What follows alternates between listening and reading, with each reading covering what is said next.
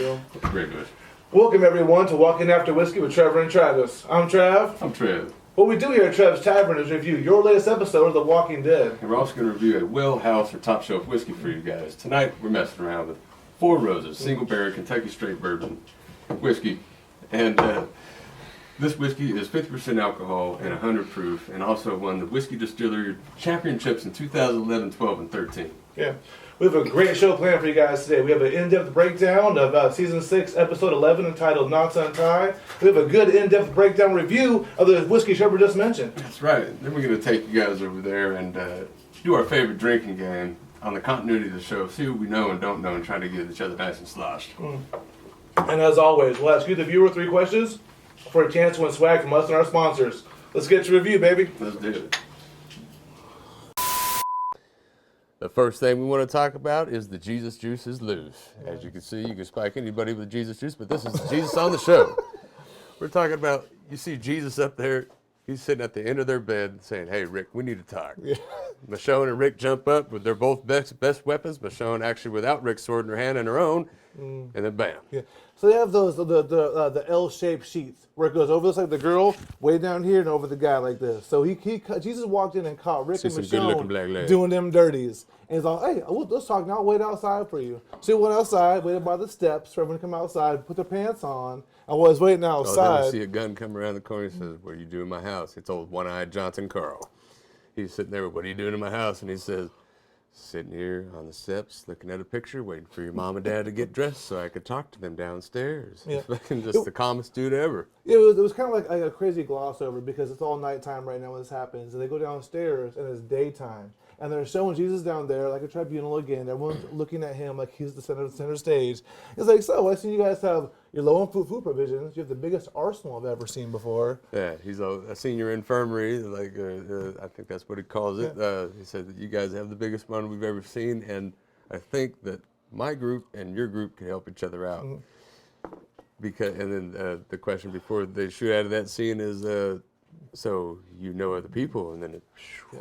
I love how everyone right now was like keeping their cards close to their heart because he goes, I see you have about 51 residents. And Maggie goes, we have more. She knows you only have 51. Jesus went outside in the dark and saw their infirmary, saw their food supplies and their weapons, and then snuck back in and acted to be like, oh, I'm still a captive. I mean, it was trying to keep it like, oh no, we have an army. You only seen 51 people. And it's very telling to his character too that he's not like a bad guy. Like he's a good guy. He says, I'm looking out for trade for argument, just like yours. We could help each other out.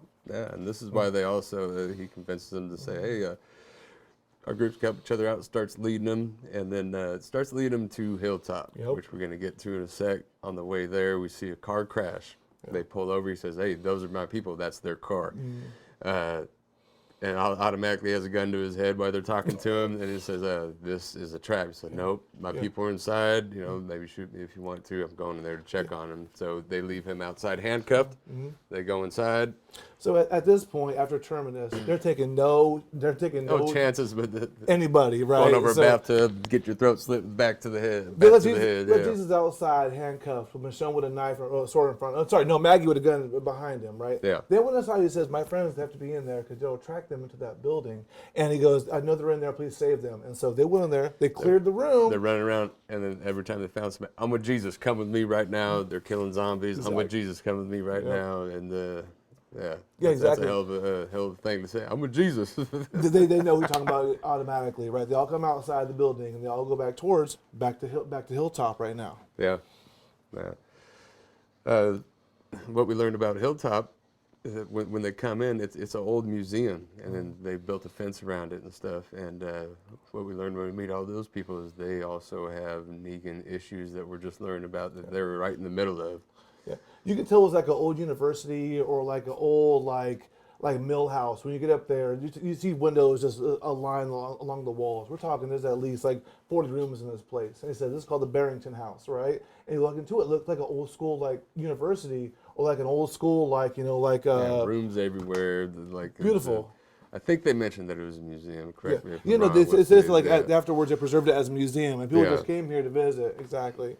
Yeah. And so when they get in there, they're introduced immediately to Greg and their way of life. And Gregory is an asshole. Gregory like runs his town He's kind of a dick, man. He comes in there and he says, oh, okay, well, there's a spot for you guys to clean up upstairs, and then once you're clean, you can come down here and talk. Like, no, we're good. He's like, no, the bathroom's upstairs. It's hard to keep this place clean. Yeah, so they go up there and they're kind of off-put, and Rick's like, I'll be on first watch. Maggie, you go up there and take a shower. They're kind of like already off-put, but this guy Gregory, he's a fast-talking, high-trouser type of guy. His pants He's are the only one in there wearing a suit too. So he probably has a monocle and like a little watch thing in his pocket right now. The guy's obviously Mr. Monopoly guy. He's a fucking dickhead right now, right? He's the only one staying in the house too. A lot of people have trailers and tents out there too. And this is the first time that Rick and his group see an actual group of people that are trying to manufacture and grow and make things for themselves. And one of the things he said before they go there, we produce livestock, we're growing stuff, this, that. And then we get to the next thing. Greg's people come back. His name's Nathan. I didn't catch the other two people's name that he came back. That says, Nathan, where's the others? They're dead. And he says, well, what happened? Was it Negan? And he says, yeah. He's all, well, did we get him? He's all, they have, forgot the names of the other people. They have this person and this person. The Saints. They're called the Saints. They have the Saints. Negan's people are called the Saviors. I don't know. Sorry, you're right. Sorry, the Saviors. Saviors. Right. But he says, well, what happened? He said, everything will be fine. We'll get our people back if I deliver a message. He's all, what's the message? He says, I'm sorry. Grabs him by the shoulder, stabs Greg right in the gut. And then the big fight breaks out, and we learned a lot from the fight. If you're a comic book fan, this follows exactly along the lines of the comic books. They go there to this place, a Barrington House, right? They get to meet Gregory right when they're inside there. Like, they see this crazy confrontation, right, when Gregory's right there. When this guy walks up, he's like, hey, so where's Craig? Where's everybody else you're with? He goes, hey, he has a message for you. And Gregory goes, what's the message? He walks up, stabs him right in the gut. And at this point, Rick's like, automatically like, oh, this is a dictatorship right now. So he comes out there, and he gets on the guy's face, and as the guy is tackling him, stabs him right in the jugular, and the guy starts leaking all the life on top of his face. Yeah, we see Abraham getting choked out. Rick's getting choked out, and then the dude has a knife to Rick's neck, says, hey, if anybody makes another move, he's all, this is pretty much my brother's life. If I don't kill him, you guys make a move, it's my brother's life in my hand. And then Michonne walks up and says, I'll give you something to stab. And then he looks over, and then Rick makes the best neck wound ever.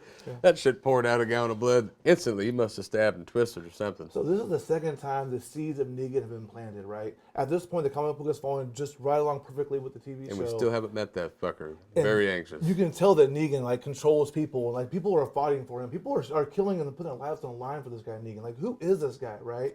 So this guy came up and stabbed his own mayor of his own town because Negan told him to, or does he want to give him his brother back? He's putting the fear of God into people, and we want to know how. We want to meet this guy and see what he's all about. Yeah, absolutely, dude. And that leads us into this shit with more Negan issues. Abraham is one of our favorite characters in the show, and I want to kind of bring up this little spot for Abraham. We always come to get Abraham's spot. Abraham was getting choked out at this point, right? And while he's getting choked out, he has this moment of clarity where he starts giggling. This guy's like choking the life out of him, and he's like laughing and smiling because he's like, it's the clarity comes to him. He loves it. When we first met Abraham, he was killing zombies with a smile, and you didn't see that too often. When we first met him, I don't season 2, 3, something. What it was, he just boom, okay, bam, and so this is where he's getting the clarity from. He's like, either maybe he's ready to die or something, or you don't know. But then, bam, he got saved. Daryl walks up, breaks the guy's arm, show him the move. Right. Show him the move. Oh, pow, right? No, breaks his arm and shit. And everyone's looking at these guys, and Rick's like, what? He has blood of the guy he just killed all over him that these guys love. They have spears at his face. The guy comes out the spear, let's stop it now. Yeah, he's all, come on, he's all, drop it. He's all, yeah, I don't think so. This is not Island of the Flies, pig. These guys got have 44 on him. Give me a break, come on, or 357. And Rick's like, what? Like, what's going on here? And like these seeds are playing of Negan. Like the attention of these small shows are leading you to believe that this guy Negan is no joke. And people are scared of this guy from plants and from plantations all around. And Jesus comes up and says, Nathan was our friend, but for now, let's call him a coward and say that he did all this. He started all this. He came up and stabbed Greg, so that's what you got. And then the last thing we see is Maggie sitting in there making a deal with Greg. He's sitting there wounded, and she says, okay, check it out. Negan wants half your stuff. Yeah. We'll go hunt Negan down and kill him if you give us half your stuff. And just the one time, though. Just the one time. Yeah. Just the one time. That's it. And so that's a pretty good deal. Greg starts laughing, and then she says, "This is what I know about you." Tells him you have no ammo, you're low on medicine, this and that, and lo and behold. Yeah. And Gregory goes, "Well played." Yeah. See, so Gregory was an asshole, right? He just didn't have time to walk around and try to fast talk her. But Maggie had it all planned out. She watched him played all his cards. He almost died. Then buddy Harlan helped him out and fixed him up. And then she went around and said, "Oh, no ammunition. You have enough food, but that doesn't help you out. You guys have spears at your gates. Come on now." Especially in a zombie apocalypse situation, it takes a while to get to trust somebody. And so at the end of the show, the deal is this. Maggie goes, "We want half of your stuff, and we'll go get your buddy Greg back," which the place everyone loves Greg, right? Craig, it's Craig. Everyone loves Craig. But the whole thing is, she goes, "We'll have your stuff, and we'll go kill him." So now Rick has to go to everyone in Alexandria and tell them, "Hey, so we're going to go out there, and we're going to kill the guy and get the guy you want, but he has to convince people that have been, common, peaceful folk until now to go out there and play a raid and actually be the aggressors and be the killers and go get these guys." And it's I don't think it's setting well for everybody. What do you think? Oh yeah, it's all good. Yeah, it's all good, and so that's what we're setting for the next episode, at episode 12. I'm not ready yet. Read it. I gotta get my balls first. Let's go outside. You either Read gotta it. go outside when he reads it, or don't laugh when he reads it. Read it. I need to record it. I don't need to record your laugh. I need to record. I had the last one. You have this one. Go Do straight off. you hear me? My microphone, I see green bars. The red bar is going up and down. Will, are you over this? You watching this? I need to pre-read this 10 times because I'm done. Go. Hold it. Go. Fuck. Go, read. So it's about to whoop your ass in front of everybody. Just read. Just read. That'll get him away.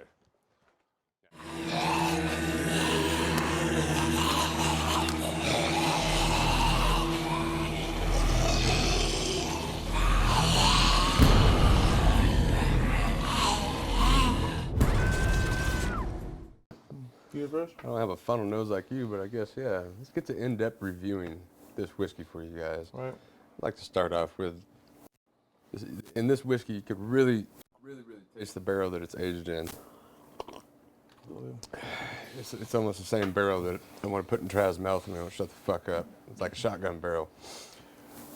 No, I hear you, man. So, part of the after I tasted the alcohol, I went into the review and I asked them what people that know more than I do about whiskey, what they liked about the whiskey. And people tasted the fruitiness, the spiciness, the full barrelness. I'm like, I'm just into that. But the cocoa was very strong, and the vanilla and the maple and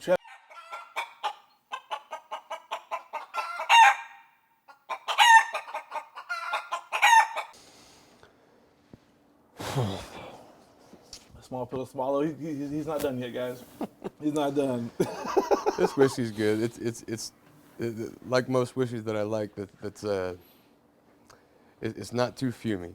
They put a lot of spices in it and hints of other fruits and stuff like that to take out most of the fumes. And this whiskey is best served. I would like to try it chilled. Haven't done it yet, but I'm definitely gonna. But Yeah, one of the biggest things to remember about this whiskey is it's you drink it, you don't have that afterburn in your throat. Like you taste it and you get a little bit of burn, but it's not you can't talk to someone afterwards. And I love it because it's full bodied. Like Trevor's girlfriend, hips. It's just full bodied. You like to, it's a good time. yeah, you can really grab on and enjoy this grab on. with this whiskey. Yeah, absolutely. Yeah. And people that drink this whiskey sometimes say like they taste the plums. You taste plums? I mean, Trevor loves plums, like 2 at a time. He just likes the plums. I mean, not a big deal. Like I don't taste plums. I taste vanilla, the cocoa, like that comes through. But Trev tastes the plums. Yeah, there's a hint of cherry on this. He likes gay dudes with small nuts, so that hints little cherries resting on his chin, so that's all right. I'm an alpha. What are you gonna do? Suck a lot of cock with small nuts? Sounds right. It sounds about right, huh? Hey, man.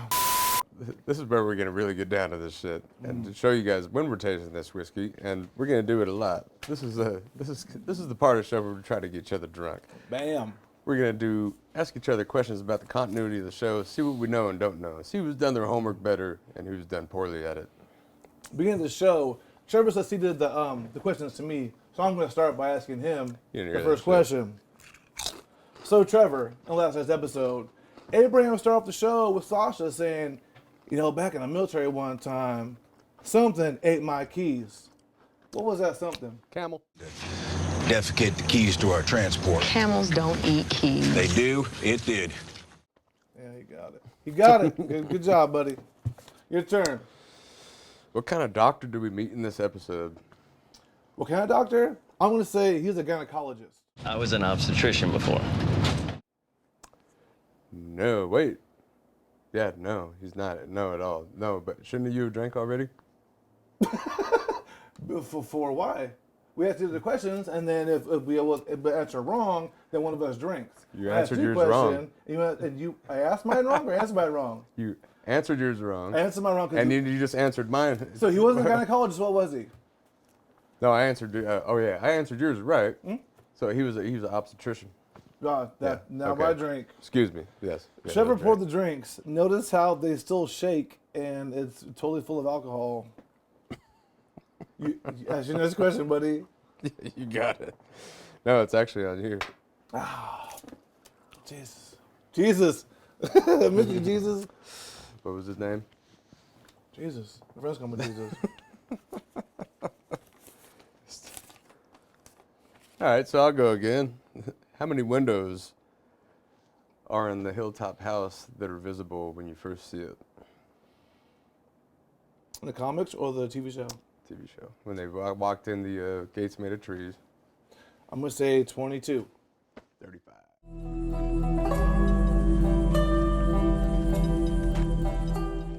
Jesus. Yeah. Okay, so the nurse gave Daryl a piece of food tonight. For his run. What's her name on the show? Oh, fuck. Don't know it, but it was oats and something. We're not drinking. It's omega-3s. So back to you, Trev. Kind of thirsty. That's just your thirst for sure. All right, so you asked me a question similar to this. Is when he's talking about the camel, what were the first words out of his mouth, the first sentence out of his mouth before he pauses on the show? The first sentence before he pauses. Before he pauses. Before he pauses. It's when they're walking up, both got their guns. He says, You already called me an idiot. "Eh." There we were, scraping our sacks out there in the sandbox. There we were, scraping our sacks in the sandbox. Waiting for our camel to shit out our keys. I hear you. So, speaking, we love our boy Abraham, right? We're talking about Abraham tonight. Abraham's getting some top-notch punani tonight, just because, you know, it's on apocalypse. Gingers, get down, right? I hope you say what race. What is his girl's full name? The girl he's with in bed, Full name. we both don't drink. Well, not drinking. You're still here? So keep going, buddy. Let's go. All right, you got it. So here's a winner. What time was it on Greg's nightstand clock when they're talking to him when he's stabbed in the belly? This is after he's recouping in the house. He's recouping. Maggie's Jesus. talking to him. There's a little nice old school wooden clock. There's one time that matters. Was it 4:20? Final answer? Yes. No, negative. 12 o'clock on the dot. He did? Makes you think you can do it. Weird. So the doctor in the show, who they meet, who's from the Hilltop. What's his name? Both not drinking. Dr. Harlan. Name's Harlan, by the way. Maggie. For all you people that are playing along with us, this is the awesome segment of the show that keeps going. You going, Trev? You got more questions? I do not. So back to my question. So All right. there's a nurse on the show, and the nurse on the show has a full name. I asked you that. No, my bad. I got you. So they walk up to the house. Wait a minute, wasn't that the question? They walk up to the house on Hilltop. Answer. They walk to the house on Hilltop. They give that house a name. What's that house's name? Don't know. We're both drinking. That's the Barrington House. That's called Barrington House.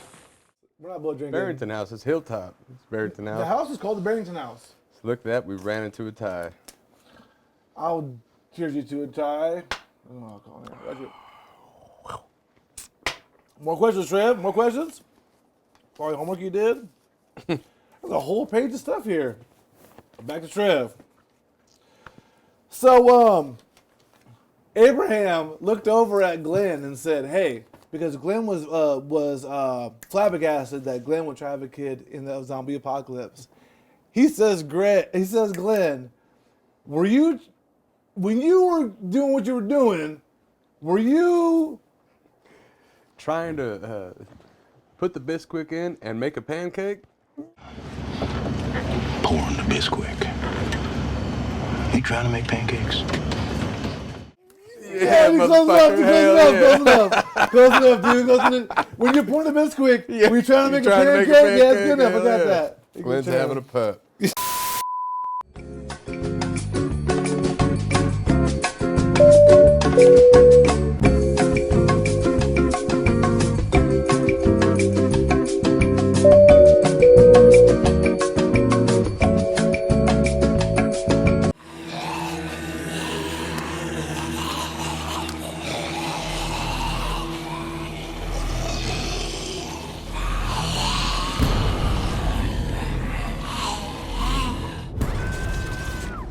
Thank you guys for making it through another episode of Walking After Whiskey.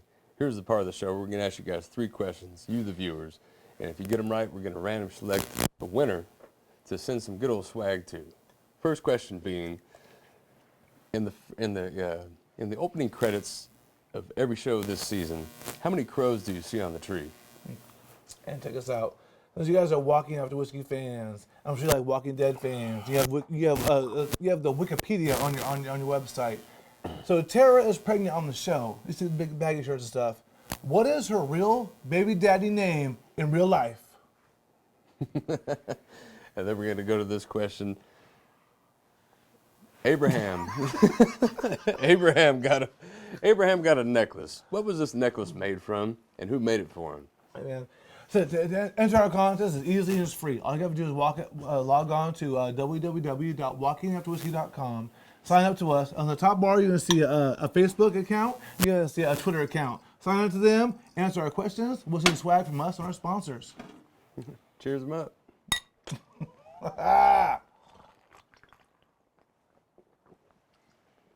My boy, Trev. That's my boy.